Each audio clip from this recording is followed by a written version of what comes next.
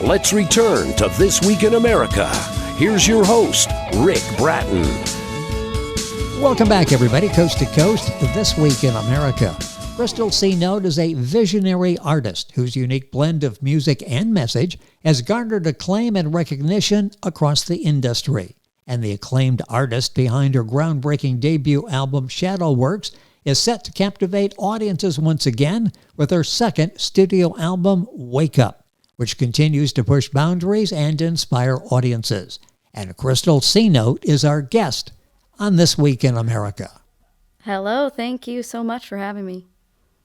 This has to be an exciting time for you. You've got 12 songs. You've worked for months, spending literally, I'm sure, hours writing, selecting, nurturing, and now you're ready to go public and say, here they are. What is this like for you as an artist to have 12 of your creations all ready to debut?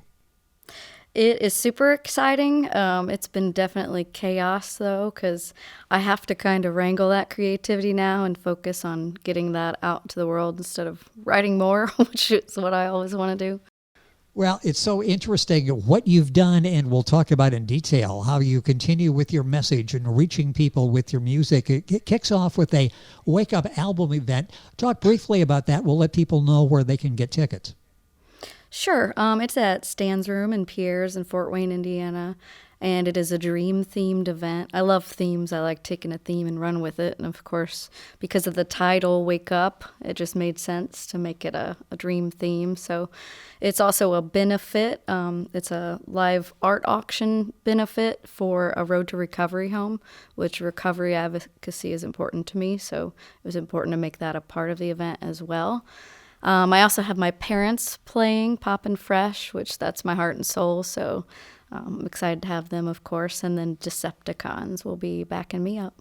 This is going to be a major event on a legendary stage, a legendary venue at Pierre's in Fort Wayne, Indiana. Information we'll have on our website, and you can follow Crystal. I'll give you her Facebook page with all that information as we go through the program. I mentioned that several years ago you had the first album. What did you learn from that? What came out of that first album that you decided I want to continue or maybe tweak a little bit for this one? The first album was definitely a lot of different experiments with sound, with finding my way to sound. Having been in a cover band for a long time and additionally a lot of different influences musically, I kind of thought that would work against me, but when I put that album together and I got to kind of pick what was really near to me, that process showed me, moving forward, what I wanted to keep, you know what I mean? What of those sounds really resonated with me, what I wanted to keep up moving on to the second album. So although it was kind of everywhere, it's still like each song is a very important piece of me. It's just, which pieces do I keep? That's interesting. How do you go about finding 12 and picking the 12, sort of blending different styles, possibly different messages? How challenging is that to put 12 together for an album? It was difficult. It was a lot more difficult for this album, mainly because, when I made the catalog of what went on the first album, it was a concept album. So that was easy. It was the things that made sense within that concept.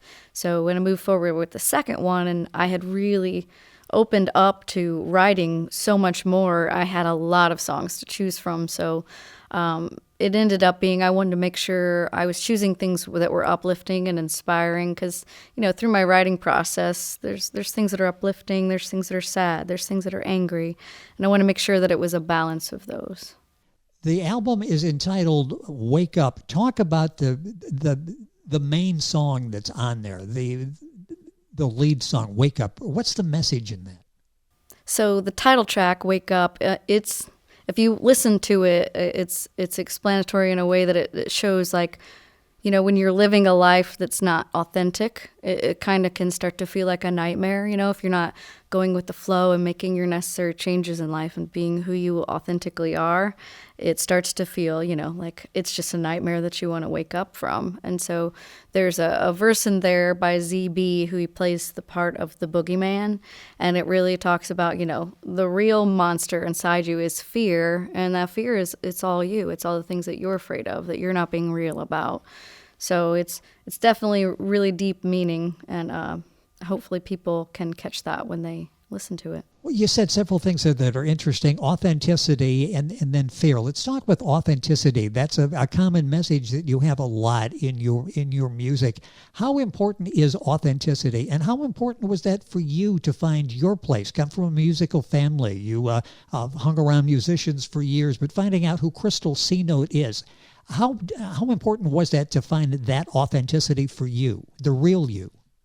It is so very important, and it's definitely still a process. Like, I think we are all collectively working on that. But as as related to music, it's like finding out who I was after being in a cover band was a difficult process. And then not just the music, but life in general, and find out who you are and just being around people that you can be very much yourself. I think the world is talking about authenticity a lot, and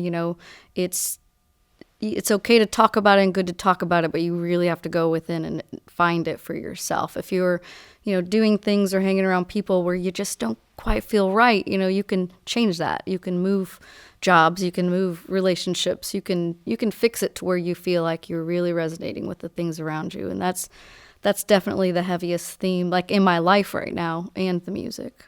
Talk about fear, especially someone who is creative like you are. You will let it out there for us to see. Some may hit, some may miss, and there'll be naysayers that will question what you're doing. How difficult is it to overcome that? And this is not just for musicians, all of us in life. When we're going to take a new step of some kind, we have that voice saying, doubting us that we're hearing. How do we get around that? Sure. I think my fear mostly is tied to the last question. I'm afraid of not being authentic, because when you're making music or you're making friendships and you're not being yourself, none of that's real. So kind of like the theme of the song. So when you're looking at writing and the process of writing, it really has to come from here. If it doesn't, people aren't going to like it. That's just all there is. It has to come from a part of you that is the realist. One of the tracks is Never Said. What can you tell me about that, the message in Never Said? The message in Never Said it's a powerful one, and some of my favorite lyrics. So it says, I can't, well, let me first preface this by saying it's about loving someone who hasn't quite fixed the parts of themselves that prevents a whole love type relationship. And this could just be a friend. It doesn't need to be romantic. But it's about, the line I like the best goes, I can't love your pieces back together. I can't fix the parts that you're without. And so I think that speaks volumes just right there, saying you can't love somebody back together. It has to be something that comes from within. How difficult is it writing lyrics like that when you're really trying to get a message across? Do it in a way that's not preachy, but it's a way in music that we enjoy hearing this, and then it resonates with us. How challenging is it to get those messages down to where it makes sense in a lyric? Oddly enough, this might be a weird answer, but those kind of lyrics, the most meaningful ones, they just come out. I could be just driving down the street, or something will just pop into my head, and I real quick have to make a mental note of it, because the heaviest, most important ones, they just come when you're not trying. Were you a psychologist in a past life? It sounds like you're very good. I come in, sit on my couch, or sit over here in the chair, cross your legs. I'll get out a clipboard and I'll fix your life. It sounds like you're very good at that, and do that with your music. Where's My Crown is another one. In fact, I think you've teased this one, so people have had a chance in responding to it in a favorable way. What's the background of this song? Oh my! So that one is about having put in the work, really put in the work. And, when you do that towards your goals, some people start to fade away from your life. It just happens. If you're not resonating because you're fiercely pursuing a goal, I mean, it's going to happen. But, the main thing about Where's My Crown is, okay, I've put in the work. Where's my crown? Where's it at? Where's the good part of this, where it starts to be that I get to help more people and touch more people on in their heart and soul.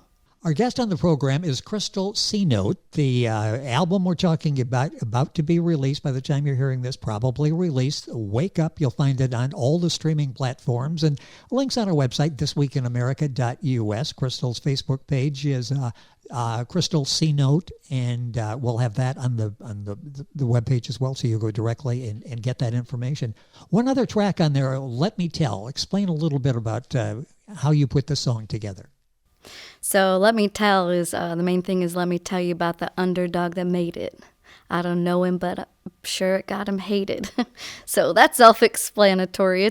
But it is a driving track about like doing what you love and want to do regardless of the people that want to tell you not to. Because when you try to pursue an artistic career, you get a lot of people that, it's not as bad as it used to be, but you get a lot of people that want to tell you, oh, music is hard, the industry is hard, and of course it is, but nothing, you really want to do. If it's worth it, you go forward, regardless of what people say. So it talks about the underdog. It talks about, put your hands up. If you're sick of clocking in, put your hands up.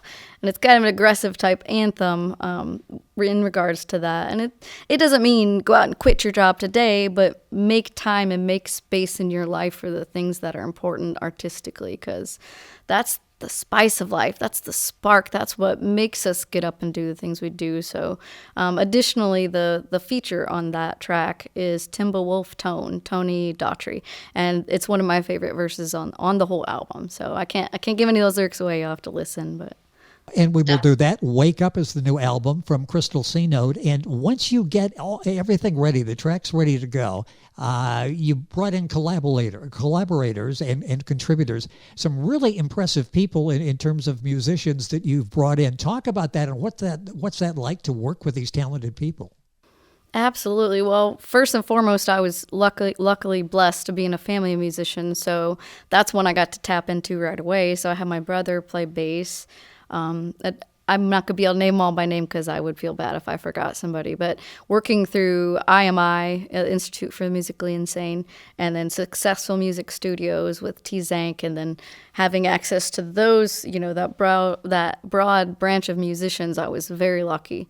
But anybody that I felt should be involved in a certain track, it was just an intuitive type thing. I was just like, this makes sense for this person. And then whatever verse they would write, here's the parameters and write it. And it would always just fall in line so perfectly with what was needed. Let's go back and talk about the family again. I don't want to just sort of gloss over that. Pop and Fresh, if you're spent any time in the Fort Wayne area, you are familiar with Pop and Fresh. Talk about that, the experiences going out on your own, the encouragement from the family, the encouragement creatively from a creative standpoint. What was that like growing up in a music family? It was amazing. I'm not like making, I'm glad you say don't gloss over it because it is such an important part. And I like to talk about often that my parents were different when it comes to support. So I worked a regular job most of my life. I clocked in, and they would always give me a hard time about it. They're like, you need to be making music. So it was awesome because I got access to, not only experiencing their love of music and their, live performances and being surrounded with like dad's record collection, that made a huge impact on my musical tastes. And I think it made me better at picking out what's good music, just having access to all that. And so like being involved with it with mom and pop and my brother, of course, they were all out doing it already. So when me and my sisters kind of joined in as backup singers, it was amazing. And I look at all that part of our life where we're touring and doing stuff with, going out and doing these shows outside of town. It was like family vacation, but with music. It's like a blues rock version of the Partridge Family, sort of. Well, I love that analogy. Our guest on the program is Crystal C. Note, and her new album is Wake Up. You'll find it available all the streaming platforms. Her website is Crystal C. C. Note, and that's on Facebook. And we got all that on our website, thisweekinamerica.us. Let's talk a bit from a writing standpoint. What happens when you've got that, and maybe you don't have, the writer's block, where you've got this idea, it's just not quite flowing like you think it should? Does that happen to you? Oh, absolutely. So all the way up until 2020, I just had bits and pieces of things that I would write. And I would have a notebook and I'd be sitting there with crumpled up papers all around me and I couldn't figure it out. So I started researching writer's block. I would look at all the YouTube videos and all the things that I could read about it and figure out what really caused the writer's block. So I came to the conclusion, this is important. If anybody's listening with writer's block, this is very important. The one thing that will stop you is being afraid to fail. So if you're writing something and you're like, oh, that doesn't sound right, or it sounds stupid, and you get in your own head about how bad it is, you have to be bad first. Like, you have to be bad first to be good at something. So you can't look at the writer's block as a bad thing. The way to get past it is to accept that you're not going to be great at it at first. Once I learned that and learned that I could write something down and go back and revise it and go back and revise it, it made it so I don't have writer's block anymore. If I want to write something, I'll sit down and do it. Or, if I hear, this is lyrics going to happen, it'll be a song. And there's, not to make a long-winded answer, but this is important to this. So there's been times where I've had a studio session planned and I'm supposed to go and do XYZ, and my executive producer is listening. So I was supposed to go and do XYZ, but that morning I'm like, but there's a song in my brain and I have to get it out. And so I'll just sit down in 2 hours or so and write and completely finish something. So having come, like circling back from 2020 to not even be able to finish something, to that point, the only thing I needed to do was stop being afraid of writing, stop being afraid to fail at it, because you can always revise it. Be bad until you're good. Yeah. That's interesting. Do it in pencil, because you can go back and you can make as many changes as you want. The first time isn't necessarily the final time. It's interesting. Do you carry like a notepad around with you, or a recorder of some kind? When you see something, it seems like you observe people and sort of understand situations and then possibly reflect that in music. Are you constantly looking and thinking about song ideas? Absolutely, and I carry a notebook everywhere I go. I know a lot of people now, it's just, they'll do the technological route where they're texting it, and sometimes I'll do that, but like having a notebook where I can go, maybe this is it, and write it down. And yeah, something strange will spark a song. You really never know where inspiration comes from. Yeah, I hated to say notebook. I'm dating myself big time there, but notebook, it wasn't a stone tablet. It is a notebook, a yellow legal pad. They really come in handy in writing that stuff down. How do you go about finding venue for your work? You put this together for the album event.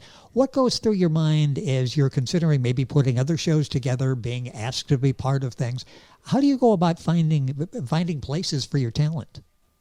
Well, one of the other things that I love so much is event planning. I really get into it when there's a theme and I can take off. So it's important for the venue to lend to that, to be able to decorate accordingly. And, of course, Pierre's, where I'm having it, has been very good to me as far as the space that we're using.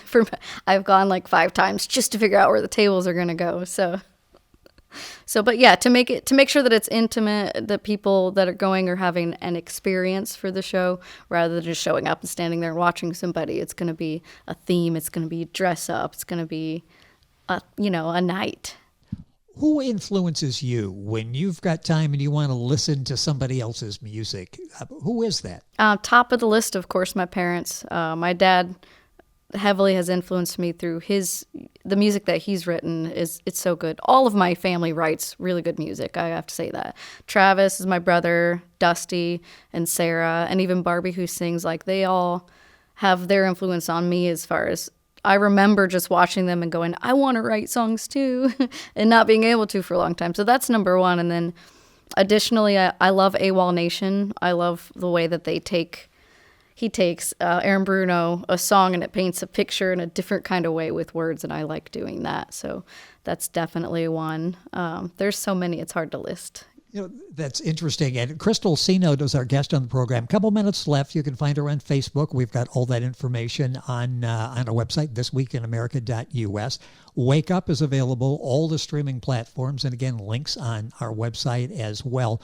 What do you hope the takeaway is as people listen to all the various tracks in Wake Up? What do you hope resonates with them?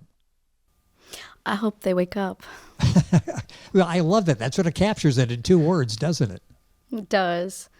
That I hope that they can see the growth, through the album, as far as taking the passion that you love to do and making it a bigger part of your life. That's very important, because I feel like when we talk about, through this interview, authenticity and fear and all that plays a factor in it. So I hope that they take away, wow, like she went from not being able to write at all to like making a couple albums and doing the thing, so I can do it too. Because I've said before, and I'm going to repeat that, for me, it's never like, look what I can do. It's more like, look what you can do too. So that's my motivation for doing this. A part of this is a video that you've got out as well. Tell me about that, because that's exciting as well. You can, of course, go to YouTube and see that there as well.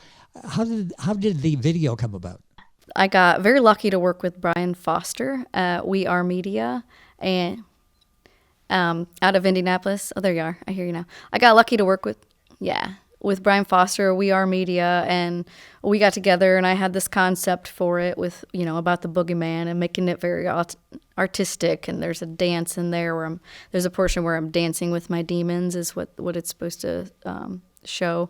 So it's definitely an artistic piece. So if people watch it, they'll understand. And I come super prepared. I'm like, here's the storyboards, and here's the stick figure C note, and this is the scene here and scene here. And having Brian be able to put that into a piece of art was an amazing process. It's amazing, and I really appreciate you taking the time to talk about the album, what has gone into the album, and what it takes creatively to pull this off. And when it's over with, do you start working on the next album? Do you have thoughts? I mean, there was a song number 13 that you came up with here probably that's like, well, what about me? Are you thinking about another album? Absolutely. I mean, I definitely will focus on singles for a while, as well as writing for potential placements and stuff, because I have a whole lot of songs on the back burner that were not used for the album. So I think it's going to be fun to try to find things that those could fit into and, write for certain themes. I like that. That would be fun. What's the state of the music business now with all the possibilities out there? You mentioned the streaming. It seems like right now there are a lot of platforms where you can display your talent. Is that accurate? Do you have maybe more than 15, 20 years ago? Oh, yeah, absolutely. I've noticed such a huge change in the music industry, and I think it's right now, it's very chaotic. I love that there's access for people no matter what level of skill or what part of your journey you're on. There's access for people to upload it and have people that encourage them. I love that portion of it. When it comes to like professionals that are just putting stuff out, I think it's important to remember not to just do stuff for content purposes, because you see that a lot, like what's trending, what can I do? I'd rather do stuff for art purposes. So that's a difficult place to be in, because right now the music industry is content. They want that. No, I just want to make art. And if it, if it translates into some content, then that's cool. But otherwise, I'm just going to keep making music for the sake of the art of it. Well, and part of that, and we mentioned that in the event that you had, the Wake Up album event, where there's a philanthropic arm of that as well. Talk about that, because I know that's very important to you, to use the notoriety, the celebrity, what you have, and encourage people to support not only financially, but with their time as well. Talk about the importance of giving back.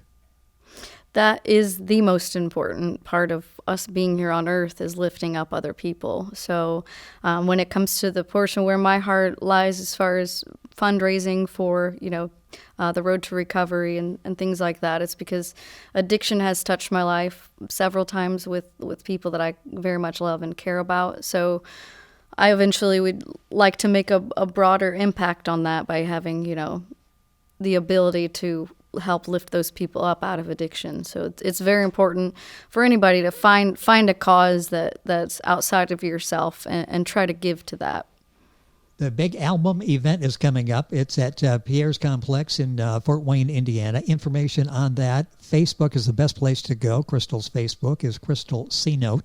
Again, you can link on by going to our website, thisweekinamerica.us. Crystal, congratulations on all the success, including the new success for Wake Up. Thank you so much for being with us on the program today. Thank you so much for having me. I appreciate you. It has been our pleasure. We are listening to This Week in America, and we're back on today's program right after these messages. You're listening to This Week in America with Rick Bratton. More after this. This Week in America is online. You can visit our website, thisweekinamerica.us. Scott Pinkerton, associate producer of This Week in America. Jay Anderson, segment producer. Ben Watson, webmaster. Otto Bechet, director of engineering and TV production. This Week in America produced and is a trademark of Blue Funk Broadcasting, LLC.